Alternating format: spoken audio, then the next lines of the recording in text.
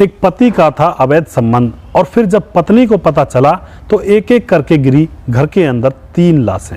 आखिर ऐसा क्या हुआ, इस घटना की पूरी सच्चाई जानने के लिए आप हमारे वीडियो को अंत तक जरूर देखिएगा। नमस्कार, मैं हूं सुदेश कुमार और तिरछी बात पलवल चैनल में आपका स्वागत है। दोस्तों, यह घटना है हरियाणा के रोहतक की। हरियाणा के रोहतक में सोनिया नाम की एक औरत रहा करती थी जिसकी उम्र थी 40 साल। आज से 18 साल पहले उसकी शादी होती है और उसके पति का नाम होता है राजेश। उसकी 2 लड़कियां थी, बड़ी बेटी 16 साल की, छोटी बेटी 12 साल की और उसका एक छोटा लड़का भी था जिसकी उम्र थी 7 साल। और जो छोटा लड़का था वह उसके मायके में रहा करता था, यानी कि अपने नाना नानी के घर रहा करता था। घर पर राजेश की पत्नी सोनिया और उसकी 2 बेटी और राजेश खुद ये रहा करते थे। दोस्तों, समय जब गुजरता है तो राजेश को स्कूल टीचर से प्यार हो जाता है। जिस स्कूल के अंदर उसकी बेटियां पढ़ती हैं उसी स्कूल की एक मैडम से राजेश को प्यार हो जाता है। अब छुप छुप के वह उस मैडम से मिलने लगता है।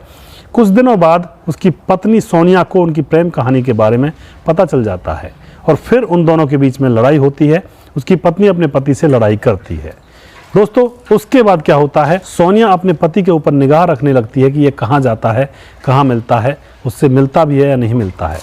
जैसे ही सोनिया उसको पकड़ लिया करती है प्रेमिका के साथ, तो उन दोनों के बीच में फिर से झगड़ा हुआ करता है।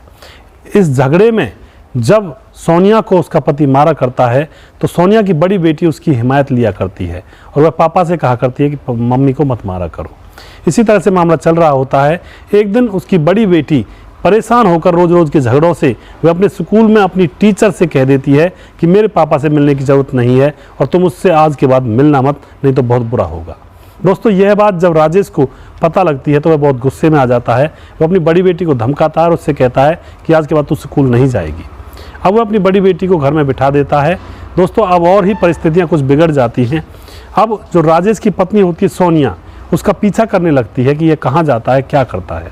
इसी तरह से एक दिन राजेश घर से निकला हुआ था, तभी सोनिया उसका पीछा कर रही थी।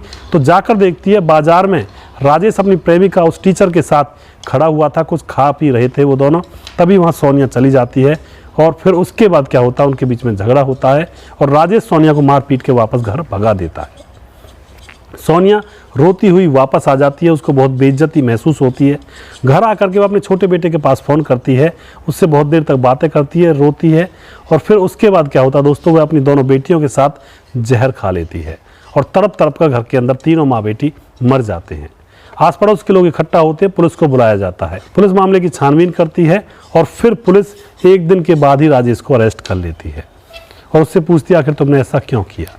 राजेश कहता है कि यह मेरे प्रेम संबंधों के बीच में आ रही थी, इसलिए मैं इससे लड़ाई किया करता था और मैं इसे मानना नहीं चाहता था। ये तो गुस्से में आकर अपनी जान दे दी। दोस्तों, पुलिस राजेश के ऊपर केस करती है और उसको जेल में भेजा जाता है। तो आप क्या कहना चाहोगे इस घटना के बारे में? क्या सोनिया ने गलत किया या सही किया? सोनिया का पति अगर गैर चलन चल रहा था, यानी कि गलत दिशा में जा रहा था, तो क्या सोनिया को इस तरह से उसका पीछा करना चाहिए था, अपनी जान और अपनी बच्चियों की जान दे देनी चाहिए थी, या फिर उसने गलत किया? पति जा रहा है कहीं और उसकी सज़ा उसकी बेटियों को और खुद अपने ऊपर ले ली। आखिर आप क्या कहना चाहते हो इस घटना के बारे में? राजेश को क्या सज़ा मिलनी चाहिए या नहीं मिलनी चाहिए? या फिर कुछ लोग ये भी कहेंगे कि प्यार तो किसी से भी हो सकता है, किसी भी उम्र में हो सकता है, राजेश ने कोई गलत नहीं किया। तो यहाँ पर किसकी गलती आपको प्रतीत होती है, अपनी राय कमेंट बॉक्स में लिख सकते हैं, लोगों के साथ शेयर कर सकते हैं। दोस्तों, ऐसी घटनाओं के ऊपर मैं वीडियोस बनाकर लेकर आता हूं अपने चैनल तिरछी बात पलवल पर और मैं उम्मीद यही करता हूं कि आपको हमारी ये घटनाओं की वीडियोस अच्छी लगती होंगी, कुछ ना कुछ सीखने को अवश्य मिलता होगा। नेक्स्ट वीडियो में जल्दी फिर से लेकर आऊँगा किसी सच्ची घटना के ऊपर। तब तक आप खुश रहें, सावधान रहें, रिश्तों की अहमियत को समझें। जय हिंद, जय भारत।